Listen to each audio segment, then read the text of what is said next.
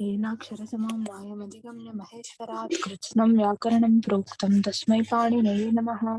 वाक्यकारं वररुचिं भाष्यकारं पतञ्जलिं पाणिनिं सूत्रकारं च प्रणतोऽस्मि मुनित्रयं नमस्कृत्य तदुक्तिः परिभाव्य च वैयाकरणसिद्धान्तकौमुदीयं विरचिते।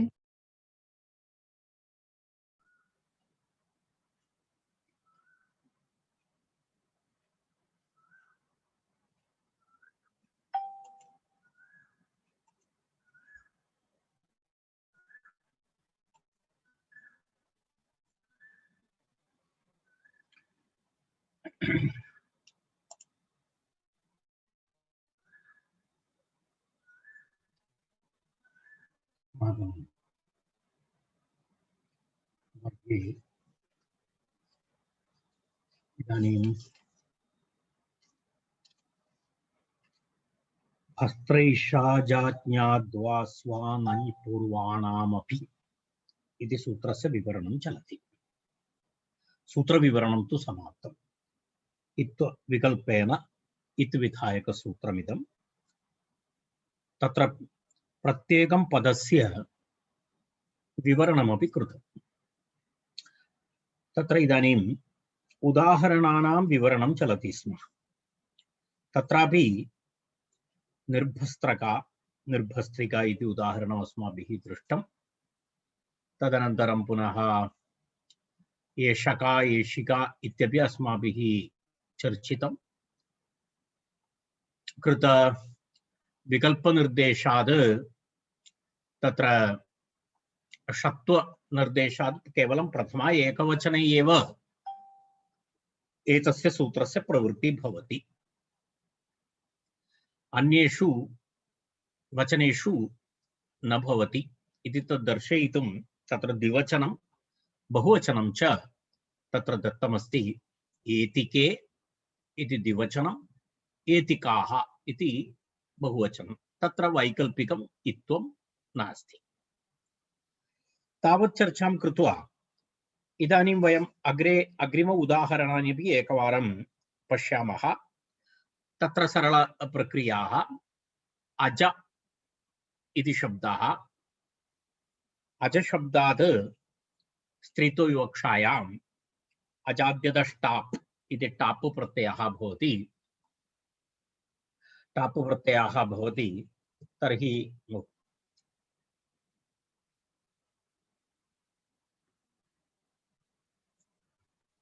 टाप् प्रत्ययः भवति चेत् अजा इति अस्ति।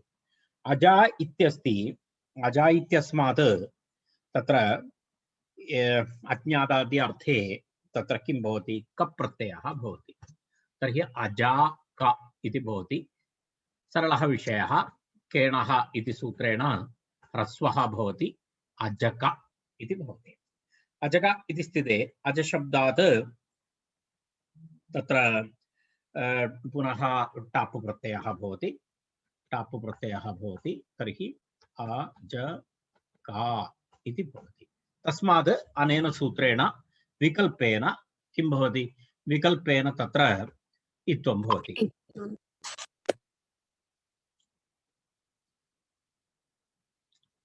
विकल्पेन इत्वं भवति। तर्हि अजिका इति भवति। तत्र अजिका इति एकं रूपं भवति। अपरं रूपं वैकल्पिकमस्ति। वैकल्पिकमस्ति इति कृत्वा अपरं रूपम् अजिका इति भवति। द्वयमपि प्रातिपदिकमस्ति। तस्मात् सुप्रत्ययः, सुप्रत्ययस्य हल्ङ्यादिलोपे अजका इति रूपम्, अनन्तरम् अजिका इति प्रथमा एकवचनम्, एवं रूपद्वयं तत्र भवति इति तदुक्तम्।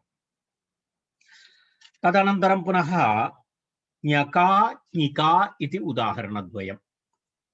तत्र अजका इत्यनन्तरम् एतदभूत् ञका ञिका इति भवति। जानाति इत्यर्थे, जानाति इत्यर्थे तत्र ज्ञा अवबोधने इति धातुः, ज्ञा अवबोधने इति धातु, ज्ञा अवबोधने इति धातोः तत्र इगुपधा ज्ञा प्रीकिरः कः इति सूत्रेण तत्र कप् प्रत्ययः भवति। कप् प्रत्ययस्य ककारस्य लोपे सति अ इति अवशिष्येत। तत्र आतो लोप इति च इति सूत्रेण तत्र धातोः आकारस्य तत्र लोपः भवति। लोपः भवति, ज्ञा इत्यस्य आकारस्य लोपः भवति। तर्हि अत्र ककारस्य स्थाने पुनः अकारः अवशिष्येत। तर्हि किं भवति? ज्ञ इति भवति। ज्ञ अर्थात् ज्ञा इत्यस्य आकारस्य लोपः भवति चेत् केवलं हलन्त ज्ञ इति भवति, प्लस् अकारः अप्रत्ययः, तर्हि ज्ञ इति भवति। तत्र बुद्ध्यर्थे ज्ञा इति शब्दात् बुद्धि इत्यर्थे तत्र नित्यस्त्रीलिंग शब्दः अस्ति, सः ज्ञा इति। ज्ञा इति भवति। तत्र बुद्धि इत्यर्थे तत्र टापु प्रत्ययः भवति। टापु प्रत्ययः भवति चेत् तत्र एवं टापु प्रत्ययः भवति। तत्र पुनः सवर्ण दीर्घे ज्ञा इति शब्दः भवति। ज्ञा इति शब्दः भवति। ज्ञा इति शब्दात् पुनः अज्ञातार्थे तत्र कप् प्रत्ययः केणः इति पुनः यथा पूर्वं तत्र लोपः, तर्हि ज्ञक ह्रस्वः क्षम्यतां, तदा ज्ञक इति भवति। ज्ञक इति भवति चेत् पुनः तत्र टापु प्रत्ययः, तर्हि तत्र ज्ञ का इति भवति, रैट्। एतदेव अस्ति। अत्र अनेन सूत्रेण तत्र किं भवति? वैकल्पिकम् इत्थं भवति। वैकल्पिकम् इत्थं भवति चेत् तत्र एवं भवति, इ इति भवति।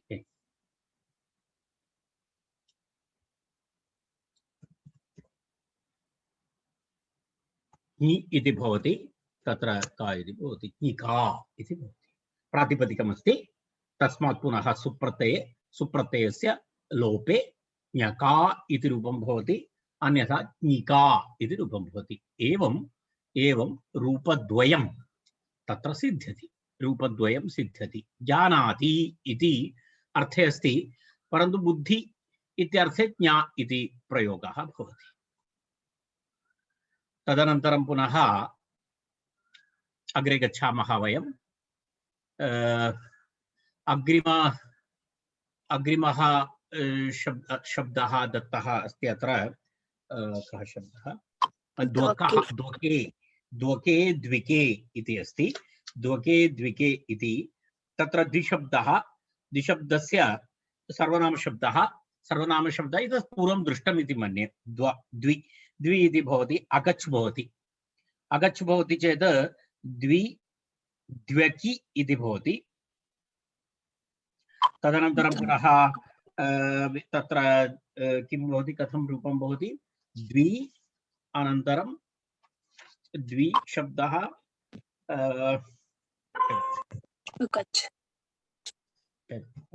द्वि अनन्तरं तत्र अगच् अस्ति खलु, अव्यय सर्वनाम्नाम् अगच् प्राक्तेः। तर्हि कथं भवति अत्र अगच्? कुत्र भवति? इकारात् पूर्वं भवति। तर्हि किञ्चित् मुद्रणे एकनिमेषः।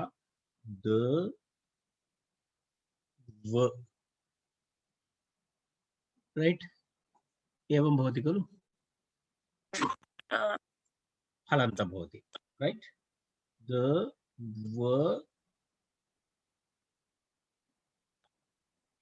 अक एवं भवति, रैट्। अक इति भवति। तर्हि तत्र किं भवति? द्वक इति भवति खलु, द्वक इति भवति, रैट्।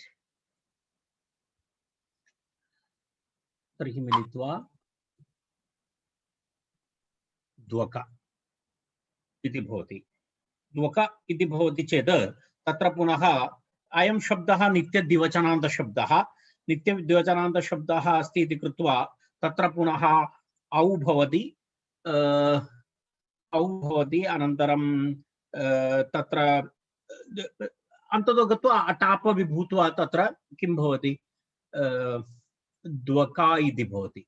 एकक्षणं, तत्र द्वका अहं पूर्णप्रक्रियाम् इदानीं न करिष्यामि, महान् समयः भवति तस्य। तत्र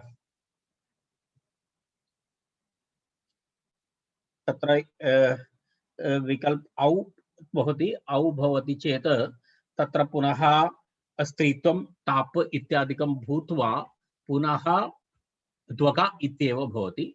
औ द्विवचनमस्ति, द्वका इति भवति, द्वका इति भवति। द्वका इति भवति चेत् तत्र पुनः किं भवति, विकल्पेन इत्थं भवति। विकल्पेन इत्थं भवति चेत् द्विका इत्यपि रूपं भवति, तत्र द्वका इत्यपि रूपं भवति। एवं रूपद्वयं तत्र सिद्ध्यति। पुनः द्वका तत्र एतदस्ति, तदाद्यत्वमस्ति, पररूपमस्ति, स्त्रीत्वविवक्षा अस्ति, दीर्घः अस्ति, एतत् सर्वं तत्र भवति। अहम् एतावद् विवरणम् इदानीं न करिष्यामि, कारणं महान् समयः भवति तस्य पृष्ठतः। परन्तु भवन्तः एवं द्वका इति शब्दं पश्यतु। द्वका इति शब्दात् तत्र विकल्पेन इत्थं भवति। अन्यथा भवतः अधिकविवरणार्थं भवन्तः तत्र अजन्तपुल्लिङ्गप्रकरणम् अथवा अजन्तस्त्रीलिङ्गप्रकरणे एतत् सर्वं तत्र प्राप्नोति, भवन्तः द्रष्टुं शक्नुवन्ति। अन्यथा पुनः एतस्य पृष्ठतः महान् समयः गच्छति। अग्रे गच्छामः वयम्। इतोपि एकं रूपं तत्र अस्ति, तत्र निस्वका निस्विका इति अस्ति। वयं जानीमः स्वशब्दग्रहणं सप्ञोपसर्जनार्थम् इति तत्र उक्तमस्ति। सप्ञार्थे अनन्तरम् उपसर्जनार्थे च यः स्वशब्दः प्रयुक्तः भवति तस्मात् एवं वैकल्पिकम् इत्थं भवेत् इति एतस्मिन् विषये अपि अस्माभिः चर्चितमस्ति। अहं चिन्तयामि एतस्य उदाहरणमपि अस्माभिः तस्मिन् समये चर्चितं। स्वशब्दः सप्ञा उपसर्जन इत्यर्थे भवति। तत्र तत्र सप्ञार्थे तु कस्यचित् नाम भवति, कस्यचित् नाम भवति स्वका इति। यदि कस्यचित् नाम स्वका इति भवति चेत् तस्माद् किं भवति, एतदपि भवितुमर्हति, किं विकल्पेन इत्थमपि भवितुमर्हति। तर्हि स्वका इत्यपि नाम स्थापय सविका भवति,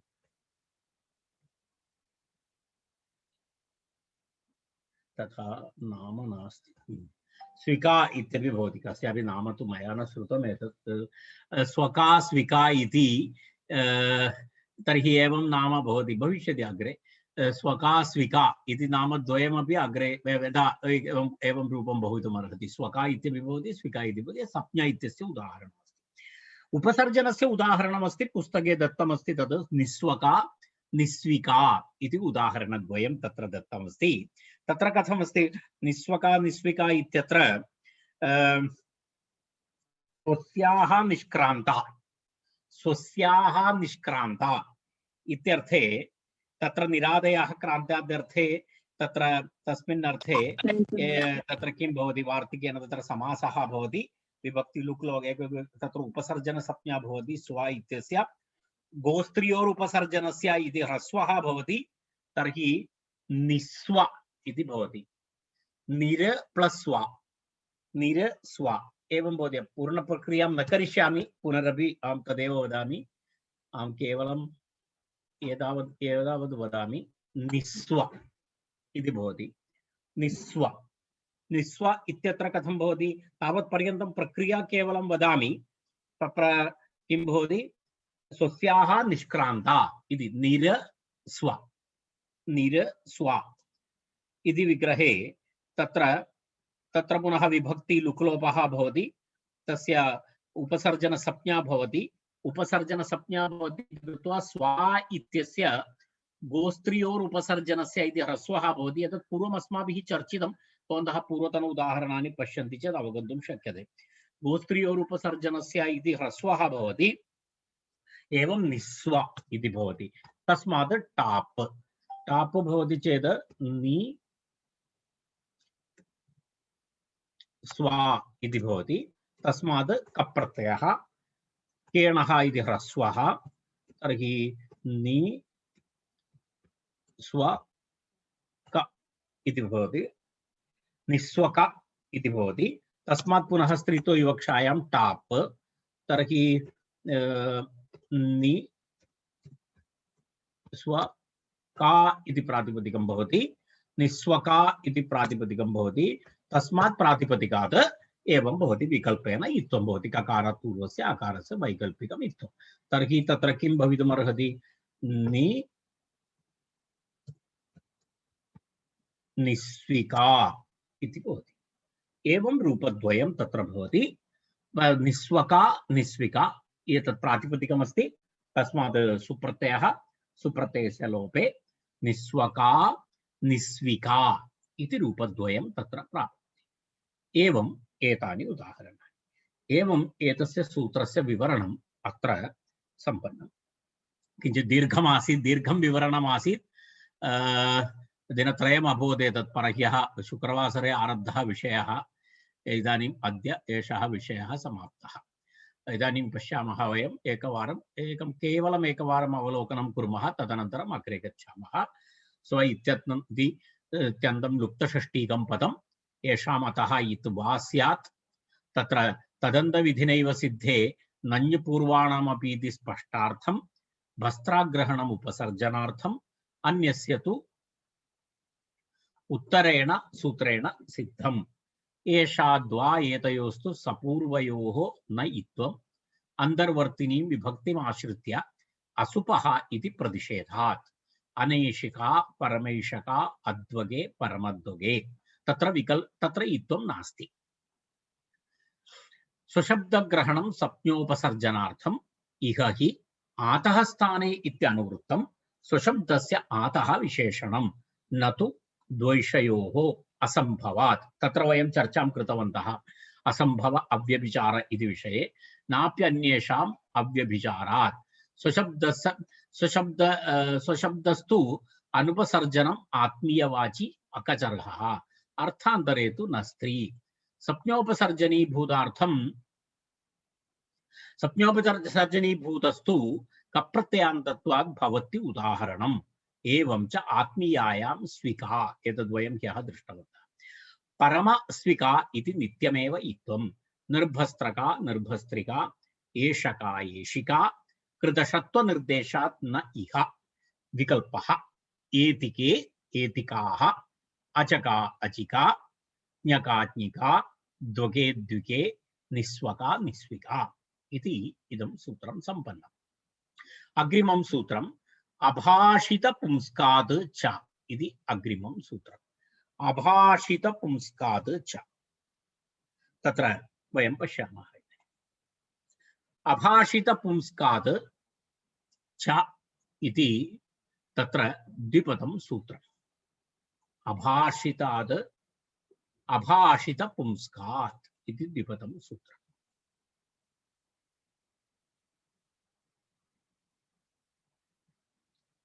तत्र एवमस्ति। इत् इति अनुवर्तते। यदा वयं पूर्वं पठितवन्तः प्रत्ययस्तात् पूर्वस्य इदाप्यसुपः इति सूत्रात् तत्र उदीचमातः स्थाने यकपूर्वायाः इति सूत्रात् तत्र उदीचां स्थाने इति शब्दद्वयम् अनुवर्तते। अतः इत्यपि अनुवर्तते। अर्थात् बहूनां शब्दानां तत्र अनुवृत्ति अस्ति।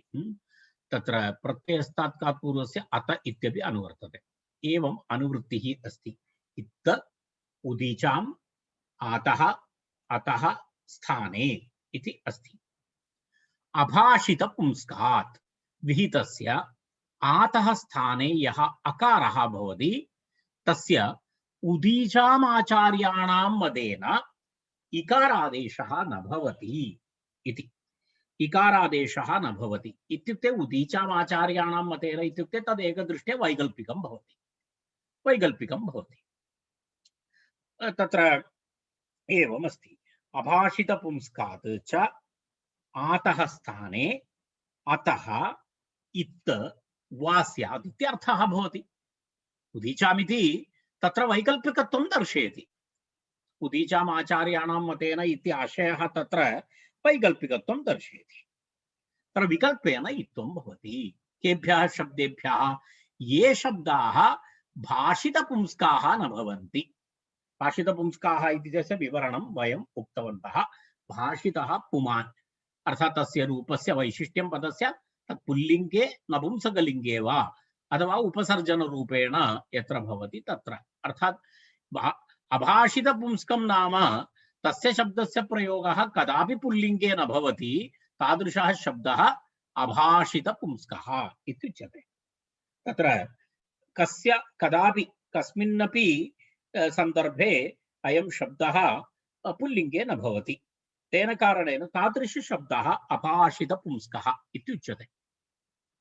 तर्हि अभाषितपुंस्कः यः शब्दः भवति, अभाषितपुंस्कात् विहितस्य आतः, आतः इति टाप् आकारः, टाप् डाप् चाप् स्त्री प्रत्यय आकारस्य स्थाने यः अकारः भवति तस्य उदीचामाचार्याणां मतेन इकारादेशो न भवति इति अर्थः, आशयः। परन्तु तस्य इति अर्थः अस्ति चेदपि तस्य आशयः एतदेकः पक्षः अस्ति खलु, तेन कारणेन वैकल्पिकं भवति। अत्र इत्थं विकल्पेन भवति इति अस्माभिः अर्थः स्वीकरणीयः। तत्र सिद्धान्तकौमुदीं पश्यामः, एतस्मात् इति अभाषितपुंस्कात् विहितस्य अतः स्थाने इत् वा स्यात् इति तत्र वैकल्पिकं भवति, अभाषितपुंस्कात् इति। तत्र तस्य कृते एवम् उदाहरणं दत्तमस्ति। इदानीं सूत्रार्थः स्पष्टः जातः। गङ्गका गङ्गिका इति उदाहरणं दत्तमस्ति। तत्र गङ्गका गङ्गिका इति अस्ति। तत्र वस्तुतः गङ्गा इति शब्दः, गङ्गा इति शब्दः, गङ्गा शब्दः तत्र गम गच्छति, गच्छति इति, तस्मात् अनवरतं प्रवहति, अनवरतं प्रवहति इत्यर्थे कर्तृर्थे गमधातोः गणगम्यद्योः इति अस्ति, गणगम्यद्योः इति। तत्र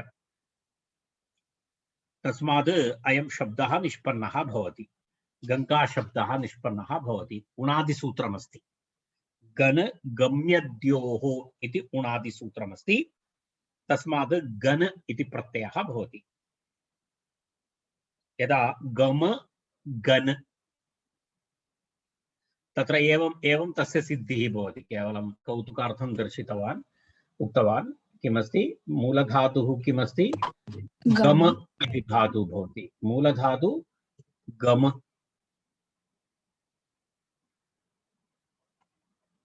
गम धातुः भवति। गम धातोः ग न इति प्रत्ययः भवति, गण इति प्रत्ययः भवति। तर्हि तत्र किं भवति इत्युक्ते मकारस्य अनुस्वारः, अनुस्वारस्य परसवर्णः, नकारस्य लोपः इत्यादिकं भूत्वा एवं भवति, गङ्ग इति भवति। तस्मात् टाप् टाप् टाप् भवति। तर्हि कः शब्दः भवति? गङ्गा इति शब्दः भवति। अयं शब्दः अभाषितपुंस्कः शब्दः। तत्र उणादिसूत्रमस्ति, गणगम्यद्योः इति सूत्रं। गणगम्यद्योः इति सूत्रेण तत्र गन् प्रत्ययः भवति, उणादिप्रत्ययः। उणादिप्रत्ययानां मम किञ्चित् अड्वर्टैस्मेण्ट् चलति, कारणम् अस्माभिः अग्रे उणादि प्रकरणं पठनीयमस्ति। तस्मादेव मध्ये मध्ये उणादिसूत्राणां विषये, उणादिप्रत्ययानां विषये वदामि, कारणं भवन्तः जानन्तु कथम् एवं तस्य प्रवृत्तिः भवति। तत्र तस्मात् गङ्गा इति शब्दात् किं भवति? तत्र स्वार्थे कप् प्रत्ययः भवति। तर्हि गङ्गा क केणः इति सूत्रेण पुनः तत्र ह्रस्वः गङ्गक इति भवति। तस्मात् पुनः टापु प्रत्ययः, तर्हि गङ्गका इति भवति खलु, गङ्गका इति भवति।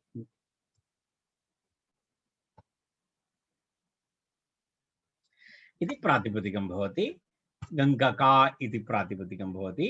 तस्मात् एवं भवति। तत्र पश्यतु, अभाषितपुंस्क आतः स्थाने अकारः अस्ति, तस्य अकारस्य विकल्पेन इत्वं भवति। तर्हि कथं रूपं भवति गंगी गंगिका इति भवति तर्हि गंगका इत्यपि प्रयोगः अस्ति गंगिका इत्यपि प्रयोगः अस्ति एवम् उभयविध प्रयोगः अत्र भवति शब्द प्रातिपदिकमस्ति तस्मात् पुनः सुप्रत्यये तस्य लोपे अल्ङ्यादिलोपे गंगका गंगिका इति रूपद्वयं तत्र भवति तत्र अग्रे उक्तं बहुव्रीहेः यत्र बहुव्रीहिसमासः भवति तत्र बहुव्रीहेः भाषितपुंस्कत्वात् बहुव्रीहिसमासे तु भाषितपुंस्कत्वात् ततः विहितस्य नित्यम् इति उक्तं तत्र नित्यं भवति कारणं किमस्ति अत्र भाषितपुंस्कत्वं यत्र बहुव्रीहिसमासः भवति तत्र तु भाषितपुंस्कत्वं भवति भाषितपुंस्कः भवति भाषितपुंस्कत्वं भवति इति कृत्वा तत्र किं भवति तत्र नित्यमेव भवति तत्र विकल्पः न भवति इति तस्य कृतेपि एकम् उदाहरणं तत्र दर्शितमस्ति तत्र किमस्ति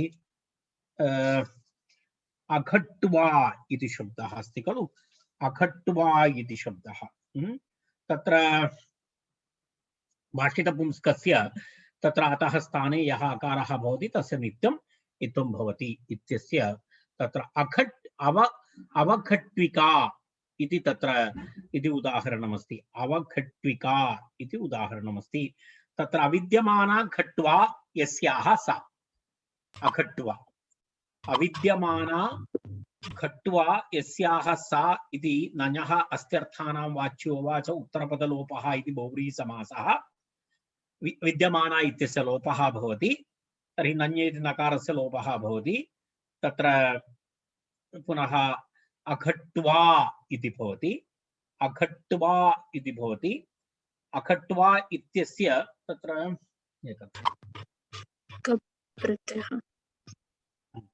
तस्मिन् विषये मम पुस्तकं मम पुरतः यद् मुद्रितं पुस्तकमस्ति तत्र अघट्विका इति नास्ति तत्र अवघट्विका इति अस्ति तद् मुद्रणदोषः वस्तुतः अघट्विका इति अस्ति तदेव अहं पश्यन् अज्ञाता अघट्वा इत्यर्थे पुनः तस्मात् कप्रत्ययः भवति एतत् सर्वं वयं जानीमः यदा अघट्वा इति शब्दः अघट्वा इति शब्दात्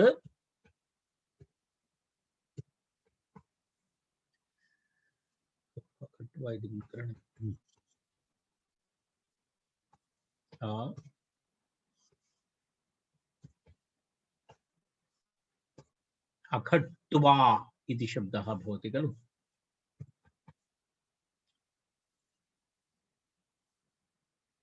एषा समस्या अस्ति एकक्षणम् अघट्वा इति शब्दः तस्य अर्थः उक्तं मया किमस्ति अविद्यमाना घट्वा यस्याः सा इत्यर्थे अघट्वा इति शब्दः भवति अघट्वा इति शब्दः अज्ञाता अघट्वा अर्थात् सा का इति न ज्ञायते कापि अस्ति अघट्वा तस्याः घट्वा नास्ति घट्वा इति पर्यङ्गः अघट्वा इति तस्मात् कः प्रत्यय अज्ञातार्थे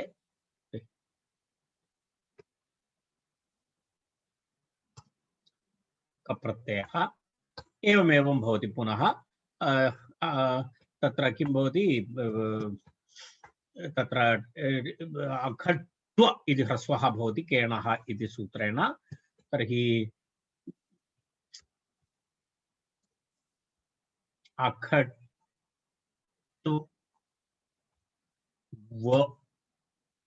अघट्व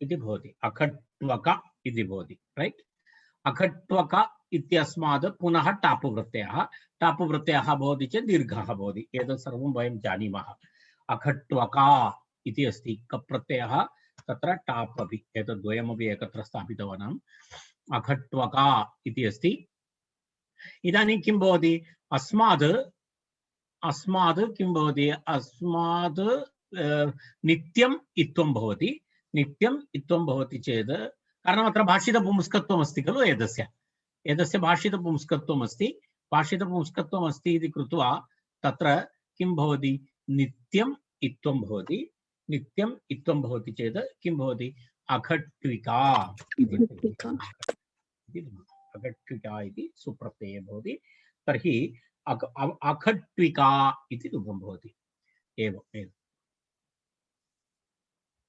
एवं भवति इतरम् एकं वाक्यमस्ति अहम् एतद् वाक्यम् इदानीं सद्य केवलम् एतावत् उक्त्वा अग्रे गच्छामि शैशिकप्रत्ययः कप्पु प्रत्ययः भवति शैशिकप्रकरणे कप्पु प्रत्ययः विधीयते तत्र शेषाद् विभाषा इति सूत्रेण यत्र कप्पु प्रत्ययः विधीयते तर्हि कपन्तशब्दस्य कप् प्रत्ययान्तशब्दस्य कपन्तशब्दस्य विकल्पेनैव तत्र इत्थं भवति इति तत्र उक्तं तस्य प्रक्रिया किञ्चित् इतोपि दीर्घा अस्ति अहम् एतं विषयम् अत्र त्यजामि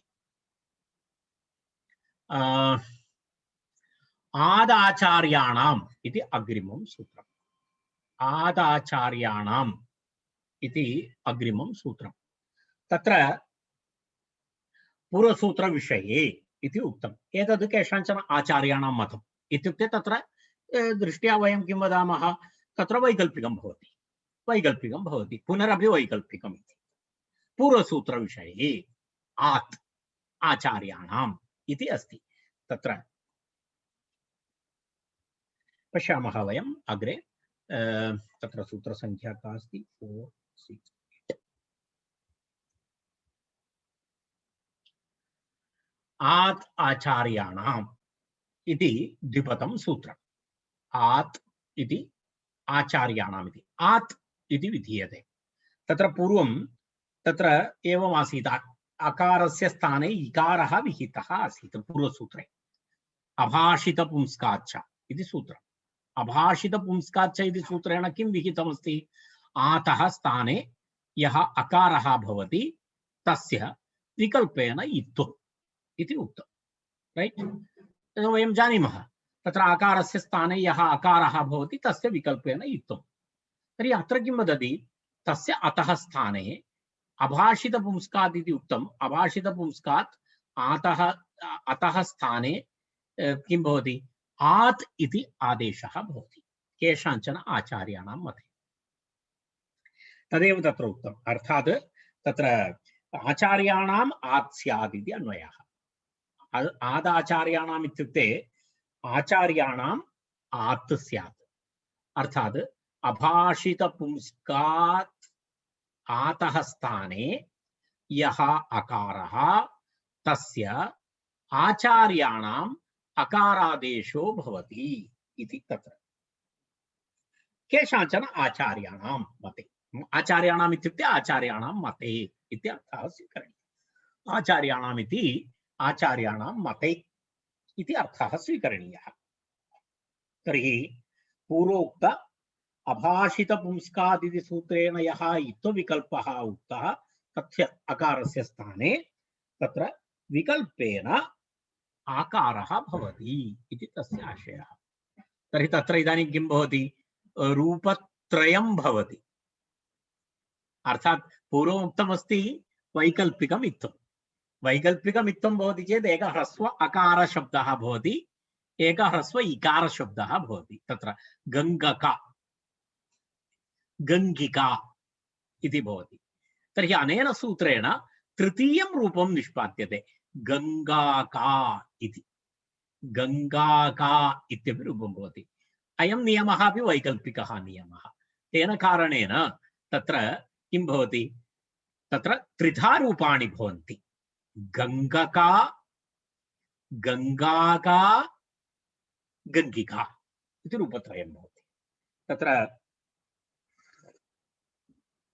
वयं पश्यामः सूत्रार्थः स्पष्टः पूर्वसूत्रविषये आत् स्यात् इति तत्र उक्तं पश्यतु अत्र इतः अत्र अस्माकं पुरतः नियमः अस्ति इति कृत्वा तत्र किं भवति एतत् सर्वं वयं जानीमः तावदेव करणीयमस्ति यदा इदानीं किं भवति अत्र अकारस्य स्थाने तत्र किं भवति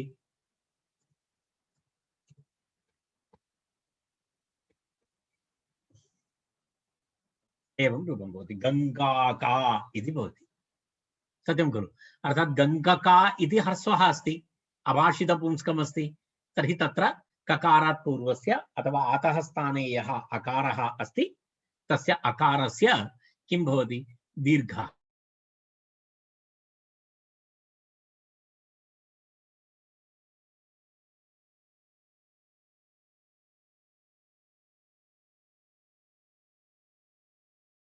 रूप तर्हि एवं एतेभ्यः सुप्रत्यये एवं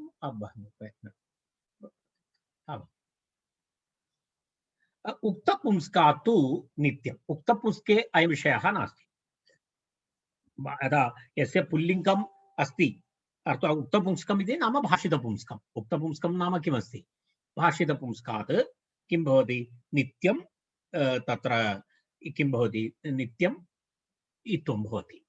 तत्र तस्य कृते प्रत्युदाहरणं दत्तमस्ति, शुभ्रा इति अस्ति। शुभ्रा इति शब्दः, शुभ्रा इति शब्दः भाषितपुंस्कः, अर्थात् शुभ्रः अपि भवति, शुभ्रमपि भवति, अर्थात् तस्य एवं नास्ति। पुल्लिङ्गे प्रयोगः अस्ति, शुभ्रः, शुभ्रः पटः इत्यादि प्रयोगः भवति, पुल्लिङ्गेपि प्रयोगः भवति। तेन कारणेन शुभ्र इति शब्दः किं भवति?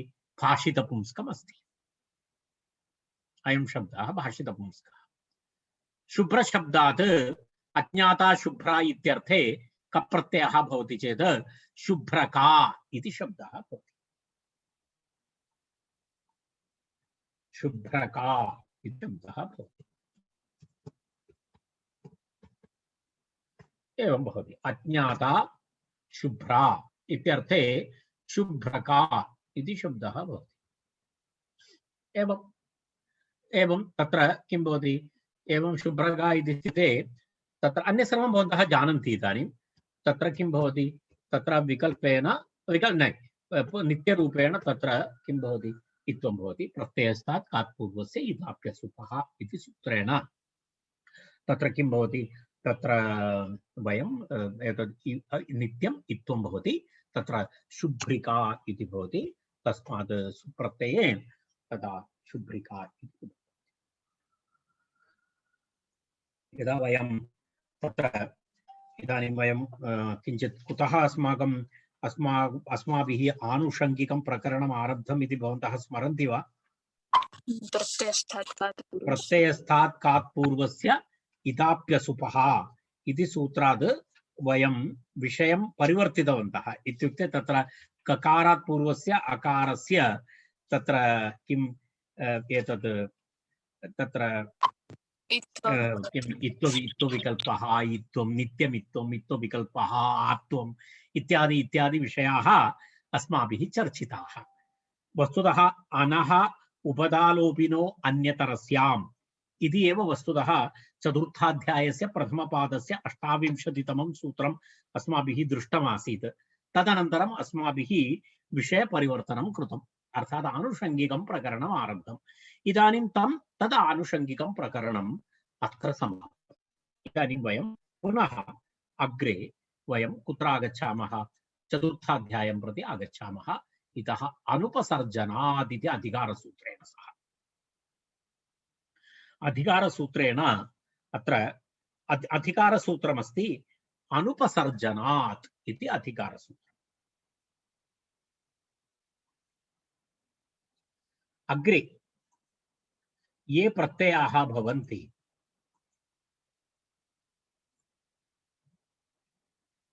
तत्र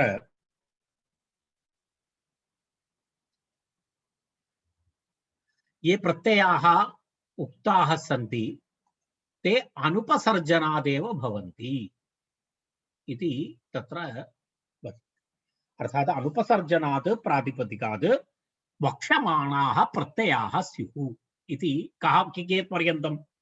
यूनस्तिः इति अभिव्याप्य, यूनस्तिः इति सूत्रमस्ति अग्रे,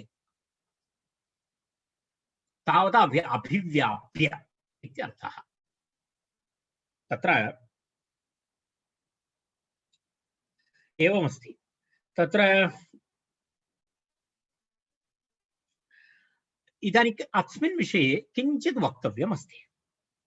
तत्र एवम्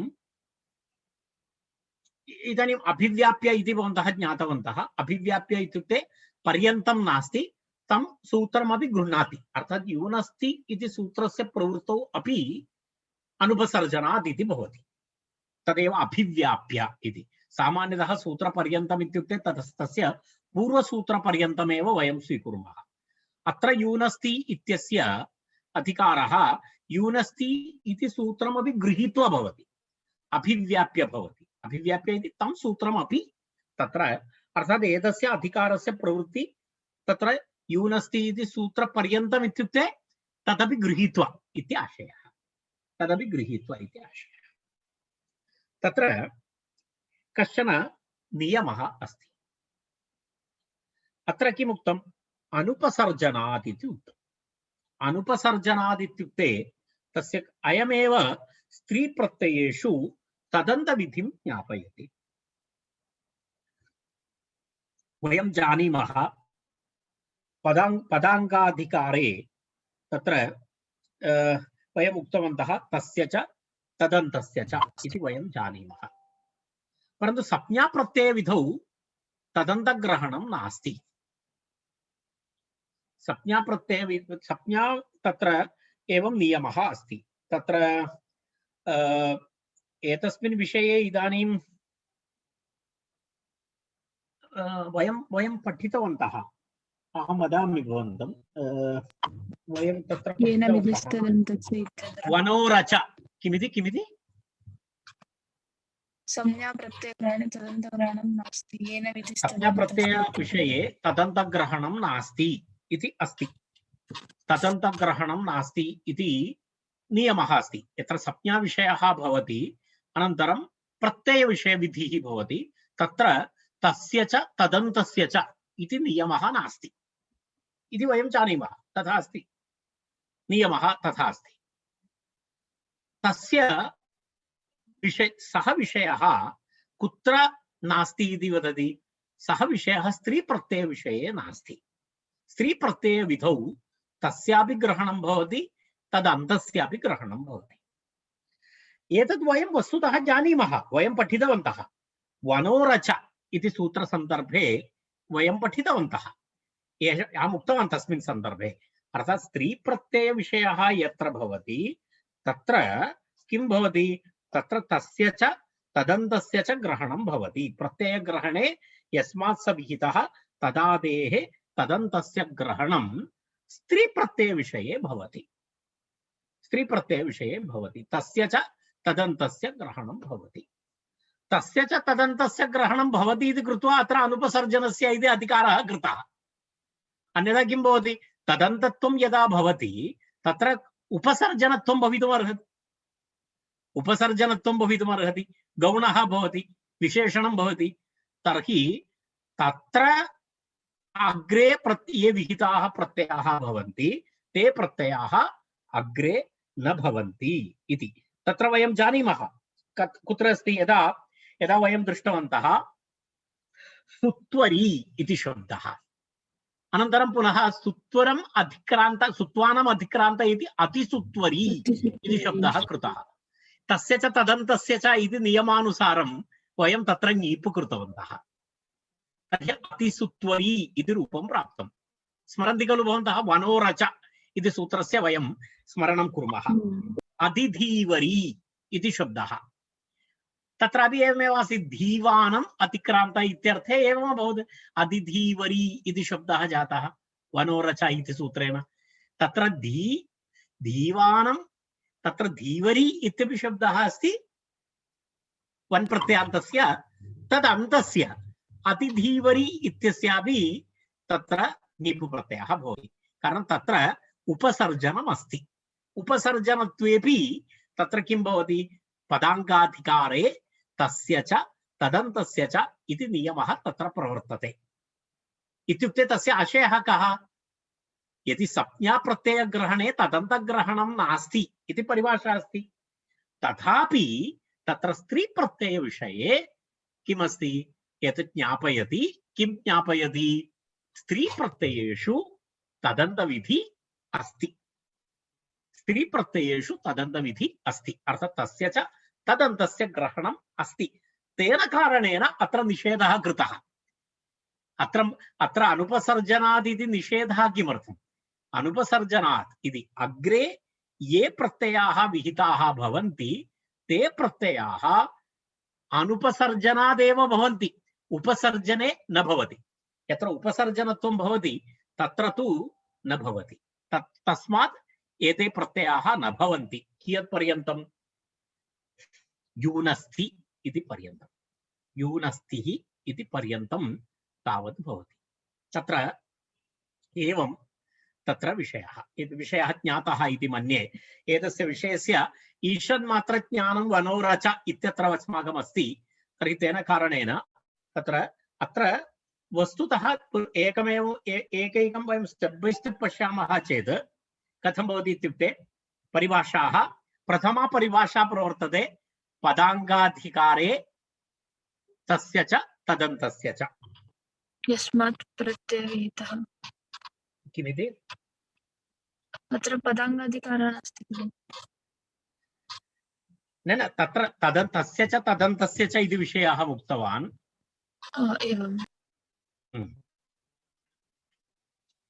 तदनन्तरं पुनः अग्रे नियमः अस्ति कः नियमः अस्ति तत्र संज्ञा अनन्तरं प्रत्यय विषयविधौ तदन्तग्रहणं नास्ति इति सेकेण्ड् तर्हि संज्ञा अनन्तरं प्रत्ययविधौ तदन्तग्रहणं नास्ति इति एकः विषयः एतत् सर्वं तदन्तसम्बन्धी परिभाषाः यदा भवन्तः परिभाषेन्दुशेखरं पठन्ति तदा अवगन्तुं शक्नुवन्ति तदन्तविषयकपरिभाषाः तदनन्तरम् अपरा परिभाषा अस्ति तत्र स्त्रीप्रत्यये अयं नियमः नास्ति अर्थात् स्त्रीप्रत्ययेषु तदन्तविधि अस्ति कस्य विषये संज्ञा अनन्तरं परिभाषा संज्ञा अनन्तरं प्रत्ययविधि यत्र भवति तत्र संज्ञा नास्ति भो क्षम्यतां समासप्रत्ययविधौ प्रतिषेधः इति अस्ति संज्ञा नास्ति समासप्रत्ययविधौ प्रतिषेधः इति तत्र वचनमस्ति समासप्रत्ययविधौ प्रतिषेधः इति तत्र तदन्तविधि निषेधः तस्मात् पुनः अत्र किं भवति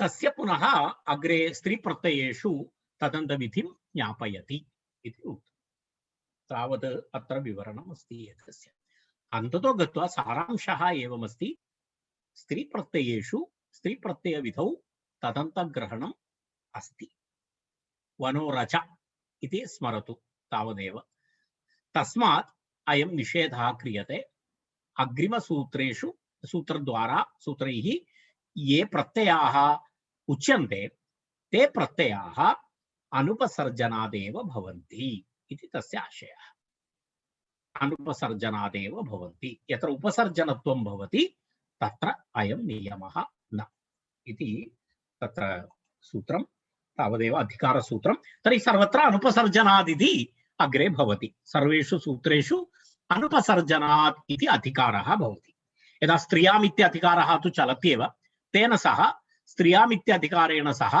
अग्रिमेषु सूत्रेषु किं भवति अनुपसर्जनात् इति अधिकारोऽपि भवति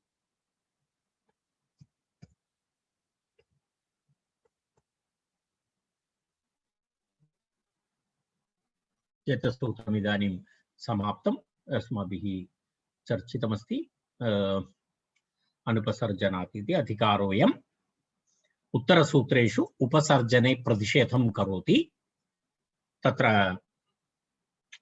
एवं ठिट्ठाणन् इत्यादिषु अग्रिमसूत्रं ठिट्ठाणन् इति सूत्रमस्ति दीर्घं सूत्रमस्ति अत्र एवम् अयं स्त्रीप्रत्ययेषु तदन्त एतावदेव तस्य विवरणमस्ति तत्र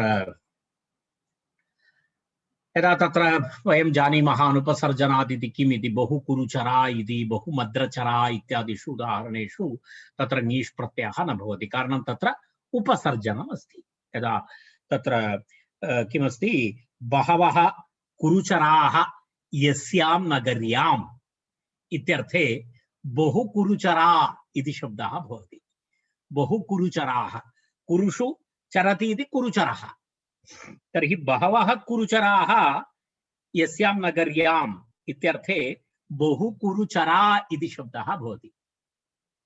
तत्र टित् प्रत्ययान्तः शब्दः चरट् टित् अस्ति खलु, तत्र टित् प्रत्ययान्तः शब्दः, तेन तत्र टिट्ठाणम् इति सूत्रेण तत्र किं भवितुमर्हति, ङीप् प्रत्ययः भवितुमर्हति। परन्तु अत्र किं भवति, अत्र उपसर्जनम् अस्ति, बहुव्रीहि समासः। बहुकुरुचरा इति शब्दः बहुव्रीहि समासः। बहुव्रीहि समासः इत्यत्र चर इति शब्दः गौणः जातः। गौणः जातः इति कृत्वा तत्र ङीप् प्रत्ययः उपसर्जनम् अभवत्। तेन कारणेन तत्र ङीप् प्रत्ययः न भवति, तत्र टाप् प्रत्ययः भवति, बहुकुरुचरा इति रूपं भवति। तदेव अनुपसर्जनादिति प्रयोगस्य तत्र अधिकारस्य तत्र एवं भवति प्रयोगः। एवं अनुपसर्जनादित्यस्य कानिचन प्रत्युदाहरणानि तत्र दत्तानि सन्ति काशिकायां, तदेकवारं स्मरन्ति चेत् वरं। तत्र बहुमद्रचरा, अनन्तरं तत्र किमस्ति, बहुमद्रचरा इति अस्ति। जाति इत्यत्र ङीषु भवति इति उक्तं। कुक्कुटी, शूकरी, तत्सर्वं वयम् अग्रे चर्चां कुर्मः, चिन्ता नास्ति तत्र। परन्तु यदा उपसर्जनं भवति तर्हि पुनः न भवति। यदा बहुकुक्कुटा, बहवः कुक्कुटाः यस्यां नगर्यां सन्ति तर्हि तत्र बहुकुक्कुटा नगरी इति भवति, बहुकुक्कुटी नगरी इति न भवति।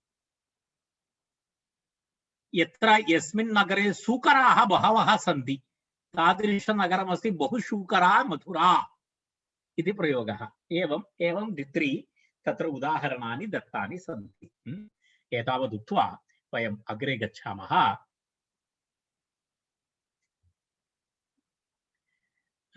अग्रिमं सूत्रं किञ्चित् दीर्घकालं प्रवर्तेत, किञ्चित् विवरणमधिकमस्ति।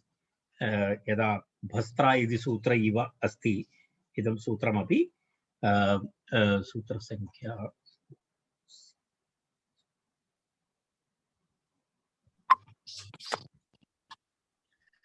एतत् सूत्रं पठामः वयं। टिट्ठाणं द्वयसच् मात्रच्, टिट्ठाणं द्वयसच् दध्नच् मात्रच् तयप् ठक् ठञ्य कन्य कोरपः इति सूत्रमस्ति। सूत्रस्य उच्चारणं शृण्वन्तु।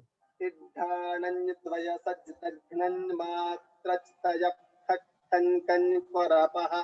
पुनरेकवारं। टिट्ठाणं द्वयसच् दध्नन् मात्रच् तयप् ठक् ठञ् कन्य कोरपः। एते सर्वे प्रत्ययाः। टित्, ठ, अण, अञ्, द्वयसच्, दघ्नच्, मात्रच्, तयप्, ठक्, ठञ्, कन्य, कोरप्। एते सर्वे प्रत्ययाः। एते प्रत्ययाः अर्थात् एतदन्ताः इत्यर्थः। अर्थात् अनुपसर्जनं यट्टितादि अतः इति सर्वत्र अनुवर्तते। तर्हि तत्र अनुवृत्तिं पश्यतु। तत्र ङीप् इति अनुवर्तते। प्रथमं ङीप् इति अनुवर्तते। ऋन्नेभ्यो ङीप् वयं पठितवन्तः। ऋन्नेभ्यो ङीप् इति सूत्रात् ङीप् इति अनुवर्तते। अनुपसर्जनादिति भवति। अनुपसर्जनादिति भवति कारणम् अधिकारः सः अनुपसर्जनादिति। अयम् अत्र ङीप् प्रत्ययः विधीयते। एतेन सूत्रेण ङीप् इति प्रत्ययः विधीयते। ङीप् प्रत्ययविधि वयं जानीमः, इतः पूर्वं वयं दृष्टवन्तः। ऋन्नेभ्यो ङीप् इति वयं दृष्टवन्तः। तस्मात् सूत्रात् ङीप् इति अनुवर्तते। एकपदं सूत्रमस्ति, तत्र एकमेव पदमस्ति। तत्र अनुपसर्जनात् टित्, ठ, अण, अञ्, द्वयसच्, दघ्नच्, मात्रच्, तयप्, ठक्, ठञ्, कञ्, कोरपः ङीप् स्यात् इति तस्य अन्वयः। अनुपसर्जनात् एते सर्वे प्रत्ययाः, तदनन्तरं ङीप् स्यात् इति तत्र अस्ति। तत्र एवं भवति। टिदादिभ्यः प्रातिपदिकेभ्यः स्त्रियां ङीप् प्रत्ययः भवति। तापः अपवातः एषः। तापः अपवातः एषः।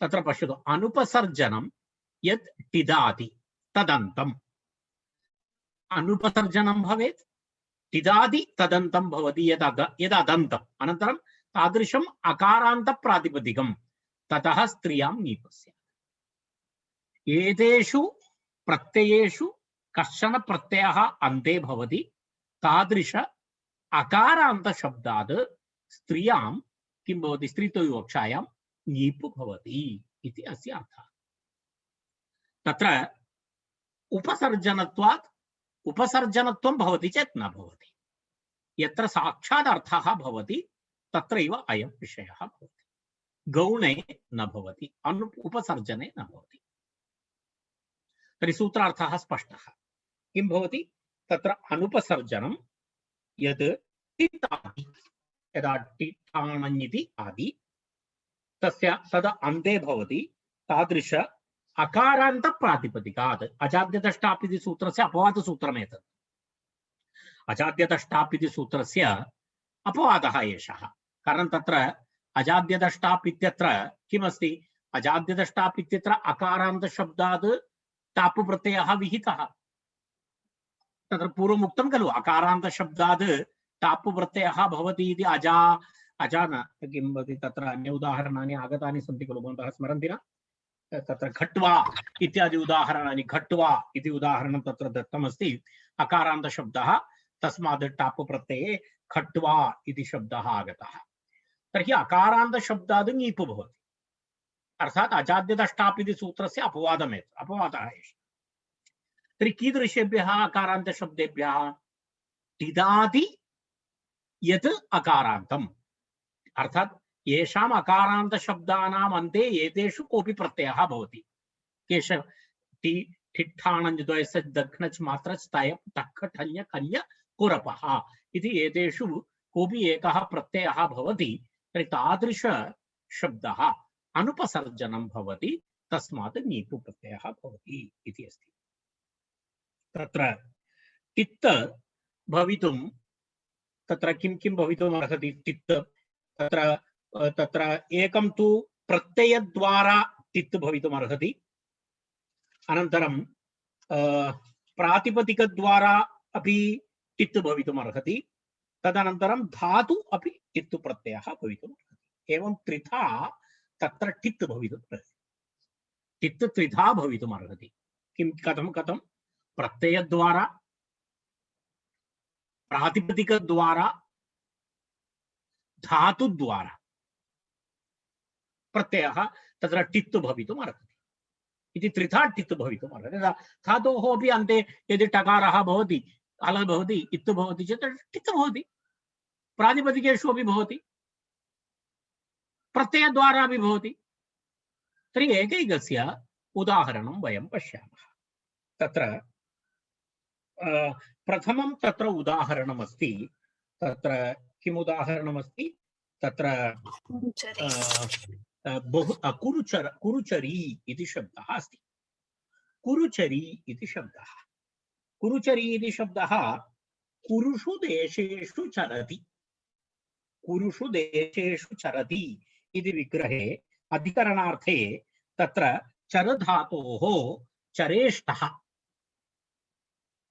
चरधातोः चरेष्ठः इति सूत्रेण तप्रत्ययः भवति किं भवति तत्र कुरु इति अस्ति एव कुरुषु चरति इति सुप् प्रत्ययः अनन्तरं कुरुषु इति सुप् कः धातुः चर् धातु तस्मात् चरेष्ठः इति सूत्रेण कः प्रत्ययः तप्रत्ययः एवं भवति तर्हि समासः भवति टकारस्य लोपः भवति चुटु इति सूत्रेण अकारः भवति अत्र उपपदसमासः भवति चेत् सुप् लोपः भवति तर्हि सुबो धातु प्रातिपदिकयोः तर्हि कुरु चर इति शब्दः भवति कुरुचर इति शब्दः भवति कुरुचर इति शब्दः अत्र किं भवति अत्र अयं शब्दः कीदृशः अस्ति इदानीं वयं किं तत्र अयं शब्दः टित् तर्हि अयं शब्दः कुरुचर इति शब्दः टित् शब्दः टकारः इत्यस्ति खलु एतस्य अन्ते टिदन्तशब्दः टिदन्त अकारान्तशब्दः टित् अपि अस्ति अकारान्तशब्दः अस्ति अयं शब्दः अकारान्तशब्दः अस्ति तर्हि इदानीं टित् अकार इति कृत्वा तस्मात् कः प्रत्ययः भवति अनेन सूत्रेण टिट्ठाणञ् इति सूत्रेण ङीप् प्रत्ययः भवति ङीप् प्रत्ययः भवति एकवारं ङीप् तत्र करिष्यामि ङीप् प्रत्ययः भवति ङीप् प्रत्ययः भूत्वा तत्र किं भवति ङीप्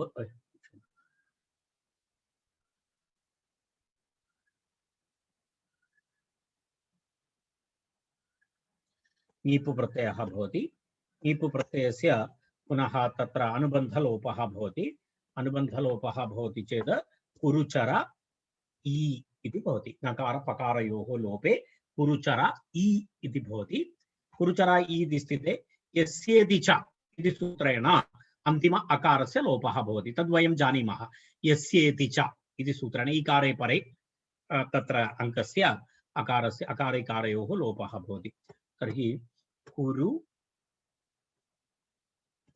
कुरु कुरुचर अकारलोपे कुरुचर ई तत्र मिलित्वा कुरुचरी कुरुचरी इति भवति तस्मात्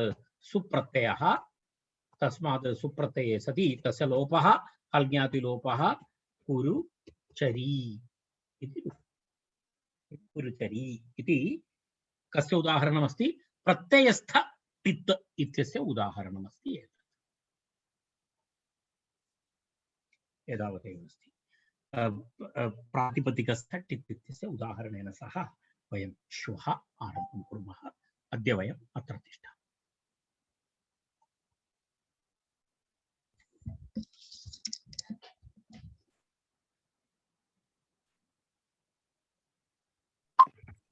शान्तिमन्त्रेण सर्वे भवन्तु सुखिनः सर्वे सन्तु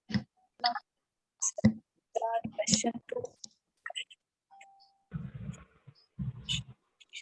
शान्तिः